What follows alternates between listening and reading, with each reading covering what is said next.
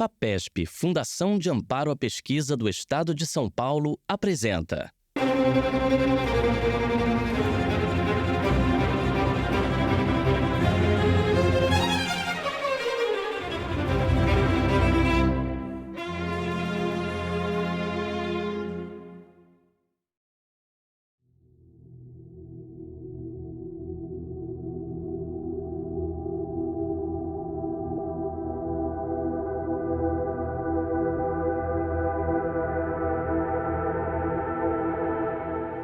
Sabemos da existência no universo de máquinas astrofísicas que operam com um mecanismo desconhecido para gerar uma energia muito alta. Para estudar esses objetos e esses mecanismos, construímos observatórios, fazemos teorias que tentam entender e explicar o funcionamento dessas máquinas astrofísicas.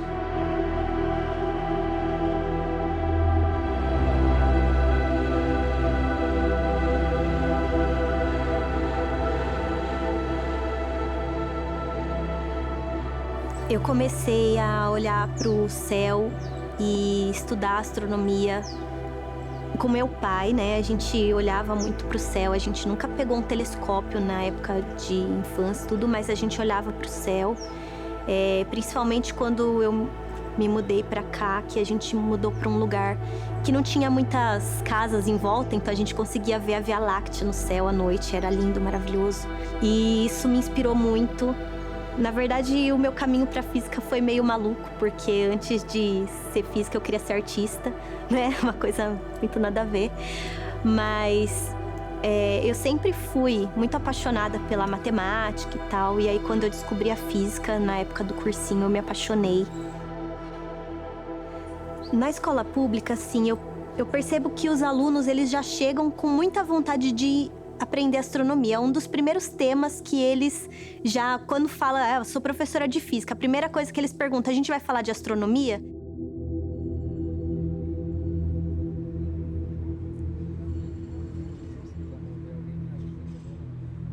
Máquinas astrofísicas são grandes objetos astrofísicos que transformam um tipo de energia no outro.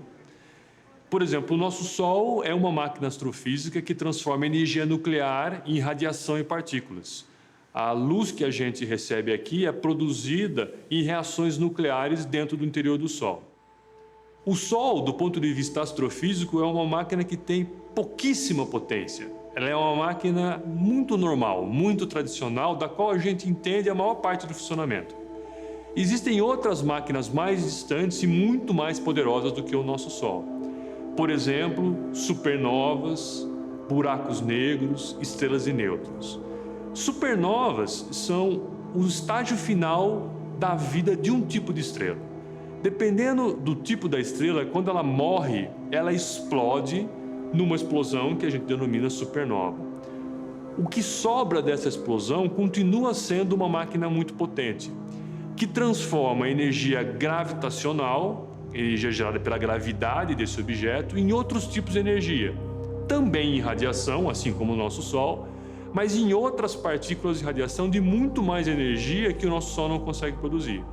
O objetivo da nossa pesquisa aqui é entender como esse processo de transformação de energia e geração de algumas partículas de radiação com tão alta energia assim é possível de acontecer nessas máquinas. Então a gente aponta nossos telescópios para esses objetos, capta os sinais, os mensageiros que eles nos mandam e tentamos, assim como um detetive, desvendar qual que é o mecanismo que está operando lá dentro.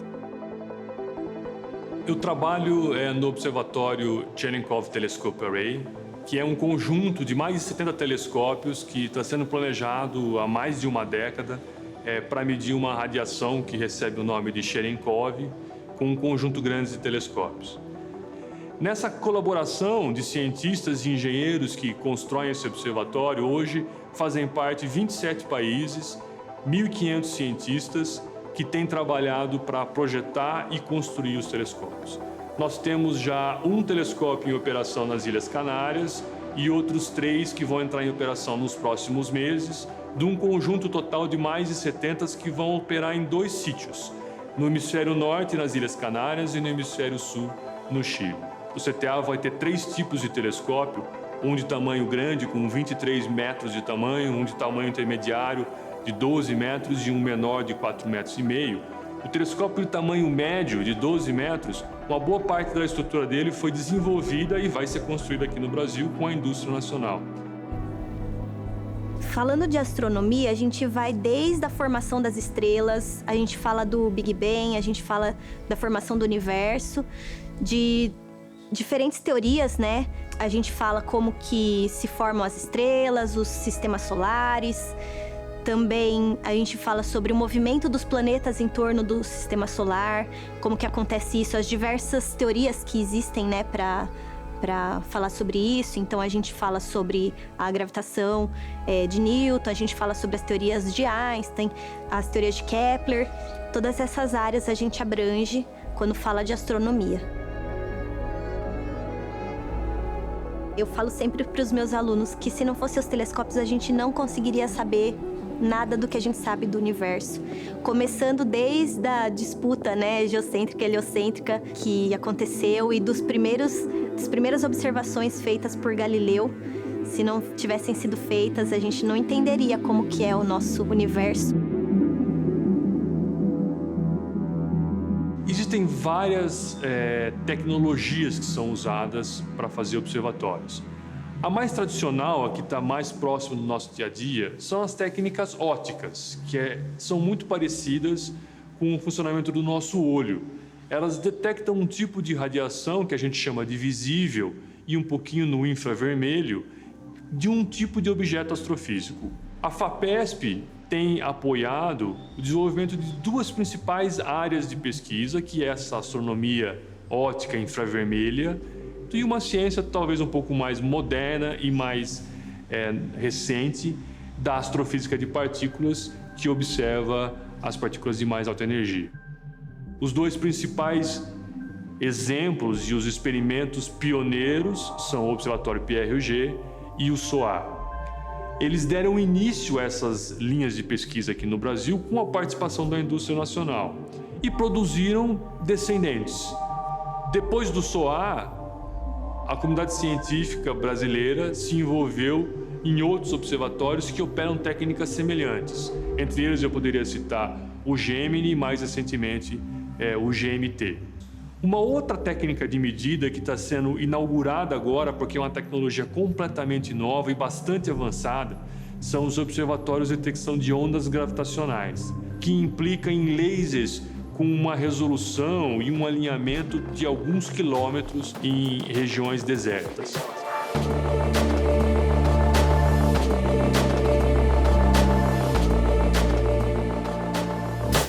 Grandes observatórios, grandes telescópios levam décadas para ser construídos, 1 ou 2 décadas, dependendo do grau de complexidade. E o motivo pelo qual demora tanto é porque eles sempre exigem ciência de ponta e porque a complexidade é muito grande. São muitos instrumentos que precisam ser acoplados. Esses instrumentos são fabricados em diferentes lugares do mundo, em função da tecnologia disponível em cada país, e porque a ciência, em geral, precisa desenvolver a tecnologia que vai ser usada nesses telescópios. A gente não constrói um telescópio com tecnologia antiga, porque a tecnologia é desenvolvida para se explorar um novo fenômeno que a gente ainda não tinha explorado até então.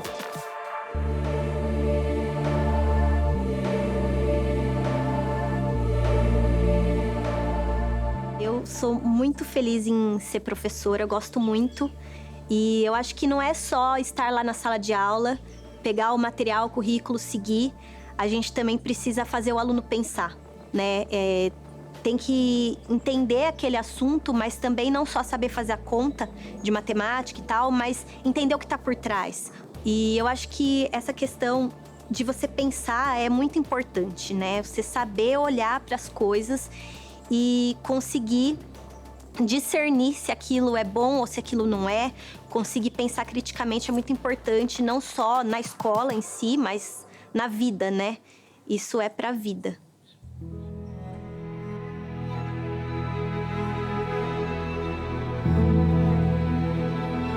Nas últimas décadas, esses grandes observatórios têm desvendado alguns dos principais mistérios dos últimos milênios da humanidade. E, ao mesmo tempo, têm colocado novas perguntas que também vão demorar algum tempo para ser respondidas. Por exemplo, a gente conseguiu entender muito sobre a evolução do nosso universo, como que ele nasceu, como ele foi se desenvolvendo, a composição de estruturas do universo, como que galáxias se formaram, como que os nossos sistemas solares se formaram. Isso é um procedimento muito importante para a gente conseguir compreender, por exemplo, como a vida apareceu no planeta Terra. Em particular, falando das partículas de mais altas energias, a gente conseguiu entender, por exemplo, que elas não são produzidas na nossa galáxia, que elas vêm de fora da nossa galáxia. O que foi um avanço muito significativo, porque nos revela para onde nós temos que apontar os nossos novos telescópios, mas que ao mesmo tempo impõe uma dificuldade, porque esses objetos não estão próximos da gente, estão mais distantes da gente. Ao mesmo tempo, a gente conseguiu perceber e entender que o universo hoje é composto por uma componente escura, que a gente chama de matéria escura e energia escura, da qual a gente não sabe absolutamente nada. Então a ciência caminha assim, a gente respondeu muitas perguntas que a gente não conseguia entender até então, sobre a evolução do universo, sobre o funcionamento dessas máquinas astrofísicas, e ao mesmo tempo a gente se depara com outras perguntas, talvez mais difíceis ainda de serem respondidas, e nesse mecanismo vai evoluindo a nossa ciência e a nossa tecnologia. Em astrofísica de partículas, a gente tenta entender como os fenômenos de alta energia acontecem no universo. Não tem como prever quando esse conhecimento vai virar tecnologia e impactar o cotidiano das pessoas. Mas a curiosidade humana não tem decepcionado. Às vezes, algumas décadas ou até séculos depois que a gente compreende um fenômeno da natureza, a gente encontra uma maneira de transformar isso em tecnologia e adaptar para o nosso cotidiano. Quando os cientistas se debruçaram sobre os fenômenos elétricos e magnéticos, como um ímã funciona, como uma corrente elétrica é gerada, como um relâmpago aparece numa tempestade, eles não estavam interessados em desenvolver aparelhos celulares, por exemplo. Mas nenhum aparelho celular hoje funciona sem que esse conhecimento do eletromagnetismo fundamental tivesse sido desenvolvido. Então foi a curiosidade dos pesquisadores naquele momento e a genialidade deles de conseguir descrever esse fenômeno fundamental da natureza de uma maneira organizada que nos permitiu desenvolver tecnologia um século depois, ou até mais de um século depois, que faz uma influência tão grande no nosso cotidiano. O que a gente conhece do universo é muito, muito pouco, né? Então, trazer essas informações de astronomia e tal, e colocar aquela sementinha, sabe, para o aluno é muito legal, porque ele começa a olhar para o universo com outros olhares. A melhor sensação é quando você está explicando alguma coisa para o seu aluno e ele de repente olha para você e fala: uau, era isso. É fantástico, porque você vê que ele está realmente descobrindo novas coisas e abrindo a mente para coisas novas, né? Para ideias novas. E depois que isso aconteceu, nunca mais ele vai pensar do mesmo jeito. Isso é fantástico.